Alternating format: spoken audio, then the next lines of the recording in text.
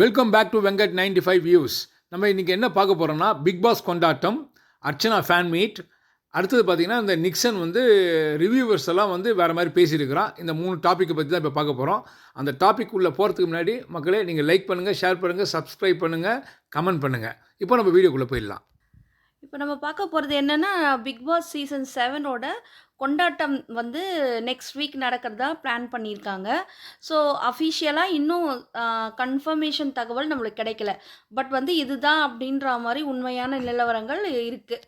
அதை பற்றி பார்க்கலாம். நடந்தால் யார் யார் வருவா தெரியல, என்ன மாதிரி அவங்களுக்குள்ள மனக்குழப்பங்கள், யார் இந்த டீம் ஏ டீம் பி எப்படி இது பண்ண போகிறாங்கன்றதை நினச்சாலே நம்மளுக்கெல்லாம் ஒரே விறுவிறுன்னு இருக்குது. ஓகே, அப்போது வந்து ஏ டீமும் பி டீமும் சண்டை போட்டுக்குவாங்களா, மனஸ்தாபம். போன தடவை பார்த்தீங்கன்னா சீசன் 6ல் பார்த்தீங்கன்னா நம்ம அசீமும் விக்ரமும் சரியாகவே பேசிக்கவே இல்லை.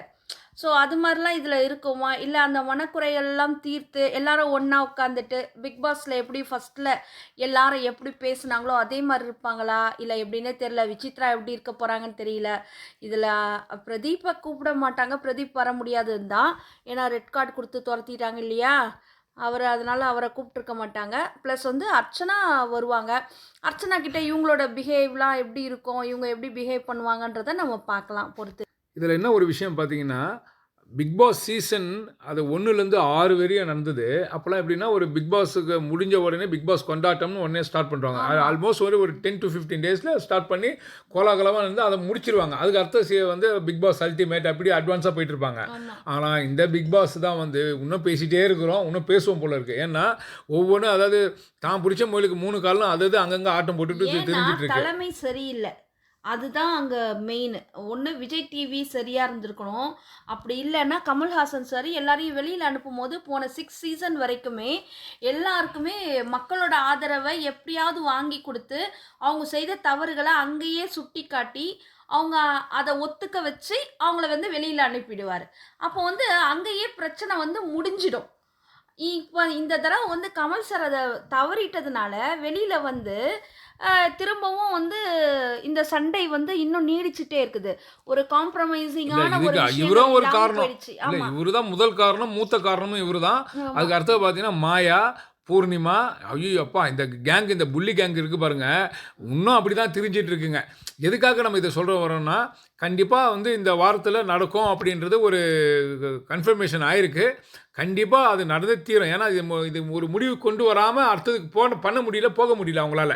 ஸோ அதனால் நம்ம we are all waiting for Bigg Boss கொண்டாட்டம். இதில் அர்ச்சனாவை நினச்சி தான் கொஞ்சம் இதுவாக இருக்குது. அவங்களுக்கு எப்படி கிடைக்க வேண்டிய ரெஸ்பான்ஸ் ஒழுங்காக கிடைக்குமா, இந்த புள்ளி கேங்லாம் திரும்பவும் அவங்கள ஏதாவது புள்ளி பண்ணுமா, அவங்க மனசை கஷ்டப்படுத்துமா அப்படின்றத யோசித்து தான் நம்ம யோசிக்க வேண்டியதாக இருக்குது. ஸோ இப்படி ஒரு வழியாக பார்த்தீங்கன்னா இப்போ பிக் பாஸ் கொண்டாடக்கூடிய ரிசல்ட் உங்களுக்கு என்னன்றதை நாங்கள் உங்களுக்கு அப்டேட் பண்ணிடுவோம். அடுத்தது என்ன விஷயம் பார்க்க போகிறோங்கன்னா, நம்ம அர்ச்சனாவுடைய ஃபேன் மீட்ஸு. ஏன் சொல்கிறேன், ஏற்கனவே உங்களுக்கு இந்த ஃபேன்ஸ் மீட் சொல்லியிருந்தேன் இல்லைங்களா, இந்த வேலை மாலில் நடக்குதுன்னு. அன்றைக்கி அன்ஃபார்ச்சுனேட்லி எங்களால் போக முடியலன்னு நாங்கள் ஆல்ரெடி சொல்லியிருந்தோம். ஆனால் ஏன் உங்களுக்கு இதை சொல்கிறோன்னா, அவ்வளோ க்ரௌட்ஸ் தான், அதாவது எதிர்பார்க்காத அளவுக்கு. ஏற்கனவே நிறைய பேர் பேசியிருந்தாங்க, இல்லை அவங்க வந்து உள்ளே இருக்கும்போது சேனலுக்குள்ளேயே இருக்கிறவங்கள பேசியிருந்தாங்க, வெளியே வந்து பேசியிருந்தாங்க, அவங்க பிஆர் டீம் வச்சுருக்கிறாங்க. பிஆர் டீம் அதெல்லாம் கிடையாதுமா, பிஆர் டீம் வைக்கணும்னு அவசியம் கிடையாது.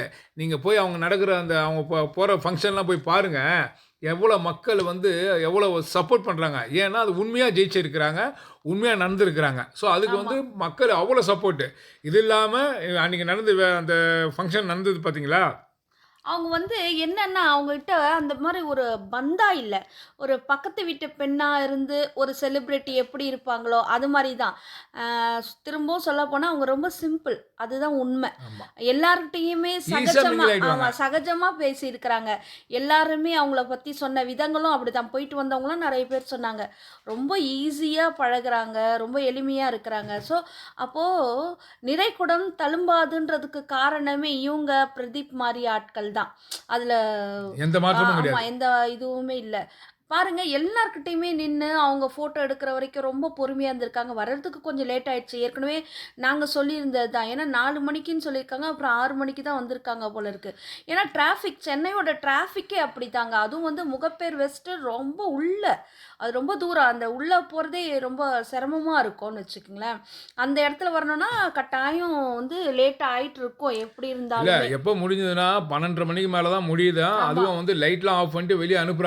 கூட்டத்த சமாளிக்க முடியல அவங்களால. ஆமா. உள்ள இதுல போயிட்டு என்னன்னா, வந்தவங்களும் சொல்லியிருக்காங்க. போயிருந்த ரிவ்யூவர்ஸுக்கே டைம் இல்லாம போயிடுச்சு. அவங்கள ஏதாவது கேள்வி கேட்கறதுக்கோ, அவங்க கூட ஒரு சின்ன ஒரு கான்வர்சேஷன் வச்சுக்கிறதுக்கு கூட முடியலன்னு சொல்லி ஆனா போட்டிருந்தாங்க. எல்லாரோடையும் செல்ஃபி ஆனா எடுத்திருக்கிறாங்க. ஆமா. நல்லா வந்து ரொம்ப ஜோவியலா எல்லாரோடையும் சகஜமா, அதாவது நமக்குள்ள "வா மச்சி, போ மச்சி" அப்படின்ற மாரி எல்லாம் ஜாலியா பேசி ஆமா. பழகியிருக்கிறாங்க. அவங்க ஃபேமிலி வந்திருக்காங்க, அப்பா வந்திருக்காங்க, தங்க வந்திருக்காங்க. ஸோ எல்லாருமே ரொம்ப நல்லாவே எல்லாரோடவுமே நல்லா ஈஸியா, ஃப்ரீயா ஏன் இத பழகுனாங்க ஏன் அப்டின்னாங்க. இத நம்ம மறுபடியும் சொல்றோம்னா, அவங்க பிஆர் சொல்லியிருந்தாங்களே, அப்ப மத்தவங்கலாம் சொல்லியவங்கலாம் கரிய மூஞ்சில பூசிக்க சொல்லுன்றதுக்காக தான் நம்ம ஆமா. சொல்றோம். இப்போ நம்ம விசித்ரா மேடமா இருக்கட்டும், இந்த மாயாவா இருக்கட்டும், பூர்ணிமாவா இருக்கட்டும், இவங்களுக்குள்ளே இந்த ஸ்பேஸ்ல வரேன், ஷிப்ல வரேன், ராக்கெட்ல வரேன்னு சொல்லி டயலாக் விட்டாங்கன்னு நேரடி இன்டர்வியூ குடுக்குறதுக்கு எல்லாமே வந்து எப்படி சொல்றது? அந்த மாரி தயக்கம். ஏதோ விசித்ரா மேடம் கொஞ்சம் வயசுல பெரியவங்கன்றதுனால அவங்க கொஞ்சம் பாலிஷ்டா வெளிய வந்துட்டாங்க. மத்த பேர் 2 பேரும் வந்து வேற வேற வந்து ரிவ்யூ ரிவ்யூ பண்றாங்கங்கிறது எதுங்கா போயிட்டு வந்தா, ஆனா அவங்க இன்டர்வியூ குடுக்கணுன்ற எண்ணம் எள்ளளவுல இல்ல. ஸோ ஒரு வழியா பார்த்தீங்கன்னா, இந்த அர்ச்சனா மேடத்துக்கு வந்து ரொம்ப அப்ளாஸ் எல்லாருமே நல்லா வந்து நல்ல வெல்கமிங் வந்து அற்புதமா இருந்தது. ஆமா. நல்லா இருந்ததுன்னு சொன்னாங்க. எல்லாருமே போயிட்டு வந்தவங்க எல்லாருமே. யார் யாருக்கெல்லாம் போக முடிஞ்சிருந்தது, போய் அர்ச்சனாவ பார்த்தீங்களோ, அவங்கலாம் வந்து முடிஞ்சா கமெண்ட்ஸ்ல தெரியப்படுத்துங்க. அடுத்தது யார பத்தி பார்க்க போறோம்னா, நம்ம நிக்சன் தான். நிக்சன பத்தி பேசாம இருக்கவே முடியல. நாங்க பேசக்கூடாதுன்னு தான் பார்க்குறோம். அந்த அவன் அந்த அவன் அந்த பையனையா, அவனையா எப்படி சொல்றதுன்னே தெரியல. ஏன்னா, அவ்வளோ வந்து வொர்ஸ்ட் கேரக்டரு.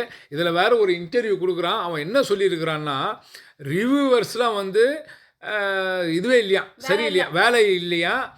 அவரு இவன பார்க்குறதே தான் வேலையாம். அப்படின்னு விடாம சொல்லியிருக்கிறான். நான் என்ன கேட்குறேன், உனக்கு தான் வேலையே வெட்டியே கிடையாது. நீ ஏன் வாலண்டியரா போய் இன்டர்வியூ குடுத்துட்டே இருக்கிற?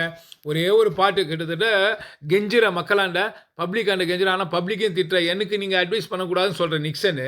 அப்புறம் நீங்க எனக்கு வந்து சப்போர்ட் பண்ணுங்க. என் பாட்டுக்கு இது பண்ணுங்க. நான் 21 வயசுல எழுதினேன். 23ல தான் பண்ணேன். நீங்க உங்க சப்போர்ட் இருந்தா தான் என்னால வந்து சர்வே பண்ண முடியும் அப்படின்ற. அதுக்கப்புறம் பிக் பாஸ்க்குள்ள என்னென்னலாம் வேலை ரிவ்யூவர்ஸ் காமிச்சேன்றத இல்லாம, அ அப்புறம் யாரும் குற்றப்படுத்துற மாரி ரிவ்யூவர்ஸையே பேசிட்டு, அவங்க எப்படி சப்போர்ட் பண்ணுவாங்கன்னு அவரு எதிர்பார்க்கலாம், நிக்சன். எல்லாரையுமே ஒரு அசிங்கப்படுத்துற மாரி. அவங்களுக்கெல்லாம் வேற வேல கிடையாதுங்க. அவங்கலாம் அப்படித்தான் பண்ணிட்டு இருப்பாங்க. டேய் நிக்ஸா, இந்த ரிவ்யூவர்ஸ் தான் இன்னைக்கு வந்து டாப்ல இருக்கிறாங்க. டாப் ஏர்னிங் பண்ணிட்டு இருக்காங்க. ஏன் உனக்கே தெரியாது? அப்புறம் நீ ஏன் வந்து சப்ஸ்கிரைப் பண்ணுங்க, லைக் பண்ணுங்க, கமெண்ட் பண்ணுங்க. நீ ஏன்டா கேட்குற? ஏன்னா உனக்கு தெரியும். அதுல எல்லாருமே பணம் பார்க்குறாங்க, பணம் சம்பாதிக்கிறாங்க. அதுல அது ஒரு வேற அவரு தொழிலு. சொல்றாரு, அவன வச்சு எல்லாரும் சம்பாதிக்கிறாங்கன்னு. அவன பேசுறதுக்கே யாருக்குமே விருப்பம் இல்லன்னு வச்சுக்கங்க. ஏன்னா, இதுவே அவன் ஒரு சாரி சொல்லியிருந்தான்னா, கட்டாயம் வந்து எல்லாருமே அவன பத்தி பேசியிருக்கலாம் நல்ல நல்லபடியா. விதமா பேசுவான். ஆமா. அவன் வந்து சாரி அது ஏன்னா தவறு செய்தத வந்து அந்த ஒத்துக்கிற மனப்பான்மையே இல்ல. மனப்பக்குவமே இல்ல. இப்ப சொல்றான் அந்த இதுவுல ஆட்டோல உட்காந்துட்டு பேசிட்டு வரும்போது, "ஆ எனக்காக ஓட்டு போட்டாங்க 2 வாரத்துக்கு. அதுக்கப்புறம் தான் என் மேல நான் போன அந்த பாதை சரியில்லன்றதுனால என்ன எல்லாரும் இது பண்ணாங்க. அப்போ புரியுதுல்ல. இல்ல நீ ஆக்சுவலி செய்த இல்ல, தவறு இல்ல. இதுல புரியுதுல்ல." இதுல என்ன ஒரு விஷயம்னா, அந்த 2 வாரம் அவன் ஃபேக்கா நடிச்சிருக்கிறான் உள்ள. 3வது வாரம் வந்து அவனுடைய உண்மை முகம் வெளிப்பட்டது. அதனால அவன் வளர்ந்த விதம் அப்படி. அதான் சொன்னான், நான் ஆட்டோலயே தான் பொறந்தேன், ஆட்டோலயே தான் வளர்ந்தேன்றான்னா, அவனுடைய கேரக்டர் எப்படி இருக்கும்? ஸோ அப்படிதான் பேசுவான் ஆமா. அவன். அதே மாதிரி ஆமா. ஏன் சொல்ல வரேன்னா, இதே தான் அவங்க அப்பா ஆட்டோ டிரைவர். அவருடைய கேரக்டர் எப்படி இருக்கு? ஆமா. அவரு சம் ஜெம் எவ்ளோ ஆஃப் பெர்சன். ஆமா. எவ்ளோ ஆட்டோ டிரைவர்ஸ்லாம் நாங்க பார்த்துருக்கோம். அவ்ளோ ஒரு என்ன சொல்றது? தங்கமான மனுஷங்க நெறைய பேர்லாம் இருக்காங்க. அவங்க பேர சொல்லி நீ வந்து இது பண்ணிடாத, அசிங்கப்படுத்திடாத அவங்களலாம். அதுக்காக சொல்ல அதுதான் நம்ம சொல்ல வந்திருக்கிறோம். அதுதான் முடியும். சொல்ல வந்திருக்கிறோம். அதுக்கப்புறம் பார்த்தீங்கன்னா, அவன் நடராஜர் பாட்டு பத்தி உன்னோட அடிப்படை காரணம் என்ன இந்த பாட்டுக்கு? அப்படின்னு அந்த ஹோஸ்ட் கேட்குறாங்க. அந்த பொண்ணு கேட்குறாங்க. அதுக்கு அவன் சொல்றான், அதாவது அவனுக்கு கோபம் தானாம். அந்த சமுதாயத்தின் மேல வந்த கோபம். அவன வந்து அ டேலண்ட் இல்ல அப்டின்லாம் சொல்லி அவன ஒதுக்குறதுனால வந்த கோபம் தான். அப்டின்னா உண்மையா அப்போ ஆமா. அவனோட கோபத்துக்கான எழுதின பாட்டுன்னு அவன் சொல்றான். அதே மாரி மத்தவங்க அவன் மேல ஏன் கோபப்படுறாங்கன்னு அவன் உணரணும்ல. அப்போ வந்து அந்த உணர்ந்தானா, உடனே அவன் என்ன சொல்லுவான், எதுக்காக கோவப்படுறாங்க? சரி ஓகே, பிரதீப்ப வந்து நம்ம இது மாதிரி சொல்லி நம்ம வெளியில அனுப்புனோம். ஆனா அந்த தவற நம்ம தானே செஞ்சோம். அப்போ அதனோட அதுக்காக நம்ம மனம் வருந்தி மன்னிப்பு கேட்கணும். ஏன் அதே மாதிரி அர்ச்சனா அவன்கிட்ட பண்ணதுக்காக ஆமா. எவ்வளோ சீ வா அந்த ஒரு போன்னு சொன்னேன், எண்ணம் இல்ல. அதிலேயே மாற்றணும். அப்போ நீ பண்ணுறதெல்லாம் வந்து நியாயம், ஆனால் நான் உங்களுக்கு இப்போ எப்படி வந்து சப்போர்ட் பண்ணுவாங்க? சொல்றேன், அர்ச்சனாக்காக்கெல்லாம் ஃபோன் பண்ணேன். அர்ச்சனாக்கு ஃபோன் பண்ணேன். அவங்களுக்கும் இது பண்ணியிருக்கேன். பாரு அர்ச்சனா அவங்களோட பெருந்தன்மை. அவங்க வந்து இவனோட பாடல வந்து அவங்களோட இதுல வந்து லிங்க் குடுத்து எல்லாரும் சப்போர்ட் பண்ணுங்கன்னு சொல்லியிருக்காங்க. எவ்வளோ பெருந்தன்மையா நடந்துக்கிறாங்க பாருங்க அர்ச்சனா. உள்ளவும் அவங்க பெருந்தன்மையா தான் நடந்தாங்க. வெளியில வந்தும் அவங்க அப்படித்தான் இதுதான் நடந்துக்கிறாங்க. அவங்களுடைய ஆ, ரியல் ஃபேஸ். ஆமா. இப்போ வந்து இவனுங்கெல்லாம் ரீல் ஃபேஸ். இப்போ வந்து அதுலேருந்து நம்ம தெரிஞ்சுக்கிறோம் அர்ச்சனா யாரு, பிரதீப் யாருன்னு. அர்ச்சனா பாருங்க, உள்ளவும் இவன் கோவப்பட்டு அவ்ளோ கேவலமா பேசியும், அவங்க அத பத்தி வெளியில வந்து அந்த விஷயங்கள வெளியில வந்து அவங்க சொல்லவே இல்ல. ஆமா. அதுக்கு அடுத்தது அப்படியே மூவ் ஆன் பண்ணிட்டு போயிட்டே இருக்காங்க அவங்க. இவனுக்காக சப்போர்ட் பண்ணுங்கன்னும் சொல்றாங்க. அப்போ அதுலேருந்தாவது அவன் திருந்தணும். ஆனா அவன் திருந்துவானா, திருந்த மாட்டானான்னு நமக்கு தெரியல. இனி இவ்ளோ நாள் திருந்தாதவன், இனிமேலும் திருந்த இல்ல இப்போ மாட்டான்னு தான் தெரியுது. இல்ல இது 1000 இருக்கட்டும். இப்போ ரிவ்யூவர்ஸ பத்தி நீ பேசுறதுக்கு அ உனக்கு தகுதியே இல்ல ஆமா. நிக்சன். இதுதான் உண்மை. ஏன்னா, நாங்கலாம் உன்ன ரிவ்யூ பண்றதுனால தான், உன்ன யாரு மக்களுக்கு நாங்க வெளிப்படுத்துறோம். அதாவது ஏதோ ஆமா. சொல்லுவாங்கல்ல, உன் சாயம் வெளுத்து போச்சுன்றத நாங்க உங்களுக்கு ப்ரூவ் பண்றோம். நீ நல்லவ மாரியே பேசாத. இல்ல அவன் சொல்லிக்கிறாங்க. அவன் வந்து லேட்டா வர்றது, வீட்ல வந்து PUBG வந்து விளையாட எந்த வேலை இருக்கிறவன் எவனாவது PUBG இல்ல விளையாடுவானா? PUBGயே பேன் பண்ணியாச்சு. PUBG விளையாடின்னு இருக்கிறேன். இது விளையாடின்னு இருக்கிறேன். நான் வேலை வீட்டு இல்ல. என் ஃப்ரெண்டு வீட்டுக்கு தான் போவேன். சுத்துவேன், போவேன். எந்த அப்பா தாய் தகப்பனா இருக்குப்பா பிடிக்கும்? எல்லாம் அதாவது இப்போ உன்னை வந்து யார் அவங்க பிளாக்ல அப்பா வந்து போட்டாரு. அந்த ஆடியோ லான்ச்சுக்குலாம் வந்தாரு. அது வேற அவங்க ஒரு பேரண்ட் பையன் பரவாயில்ல ஓரளவுக்கு எப்படியாவது வெளியில வரணுமேன்னு தான் அவங்க பண்றாங்க. மத்தவங்களுக்கும் அந்த அக்கறை இல்லன்னு சொல்ல முடியாது. யாரும் வந்து ஒரே கண்ணோட்டத்துல பார்க்க மாட்டாங்க. ஸோ இவன் வந்து எப்படி இருக்கான்? இவன் வந்து மன்னிப்பு கேட்டுட்டானா? கேட்கலையா? அப்படின்ற கண்ணோட்டம் இருக்கும்ல. அத நீ ஃபர்ஸ்ட்டு தெளிவுபடுத்திடணும். தெளிவுபடுத்திட்டேன்னா, அதுக்கப்புறம் மக்கள் என்ன பண்ணுவாங்க? ஓகே. அவன் இல்ல சாரி சொல்லிட்டான்ப்பா. இல்ல போன ஆமா. வீடியோலயோ போன இதுலயும் என்ன சொல்றான், மக்களை தான் திட்டுறான். அவன் உங்களுக்கு மூளை இருக்குதான்னு ஆ. கேட்குறான். நீ எவனா இருந்தா என்னான்னு வாடா போடா நீ பேசுவ. நீ கேட்டா சின்ன வயசு எனக்கு 24 வயசு தான். நான் சின்ன அவனுங்களுக்குலாம் பையன். வேலை இல்ல. திமிரா பேசுறது. என்ன அதெல்லாம் ரொம்ப இந்த என்னது? ரெக்கர்டான வார்த்தைலாம் பேசுற. ஆட்டிட்யூட் காட்டுறது. ஏன்னா நீ சேர்ந்து அதான் விஷ்ணு சொன்ன அதுதான் மாதிரி இப்ப சொல்ல தான். வந்தேன். விஷ்ணு சொன்னது தான். உன் ஆமா. சகவாசம் சரியில்லை சேர்க்கை ராஜா. சரியில்ல. ஆமா இதான் உண்மை. அப்படின்ன மாரி தான் ஸோ இருக்கு. ஆக மொத்தம் பார்த்தீங்கன்னா நீ வேஸ்ட் பீஸ்ன்றது எல்லாருக்குமே தெரியும். ஆனால் நீ மற்றவங்கள வேஸ்ட்டோ ரிவ்யூவர்ஸையோ மற்றவங்களையோ சொல்கிறதுக்கு உனக்கு எந்த தகுதியும் இல்லை நிக்சன்.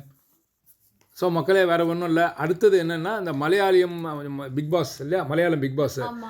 அது வந்து போயிட்டுருக்கு. அது பண்ணலாமா வேண்டாமான்னு நீங்கள் வந்து கமெண்டில் சொல்லுங்கள். பண்ணலாம் தான் நாங்கள் பண்ண ரெடியாக இருக்கிறோம். நீங்கள் கேட்க ரெடியாக இருந்தால். ஆமா. ஏன்னா வேற என்ன பண்றது? இப்ப அல்டிமேட்டும் தொடங்குற மாரி தெரியல இவங்க பண்ண இந்த கூத்துக்கு. கொண்டாட்டம் மாதிரியும் ஆமா. பார்ப்போமா? கொண்டாட்டம் பார்ப்போம். அதுக்கப்புறம் வந்து நம்ம என்ன இனிமே வந்து பொதுவான கருத்துக்கள் என்ன இருக்கோ அத பத்தி நம்ம ரிவ்யூ பண்ண ஆரம்பிச்சிடலாம். ஸோ ஆக மொத்த மக்களே இந்த வீடியோ பிடிச்சிருந்தா லைக் பண்ணுங்கள், கமெண்ட் பண்ணுங்கள், ஷேர் பண்ணுங்கள், சப்ஸ்கிரைப் பண்ணுங்கள். தேங்க்யூ. Thank you.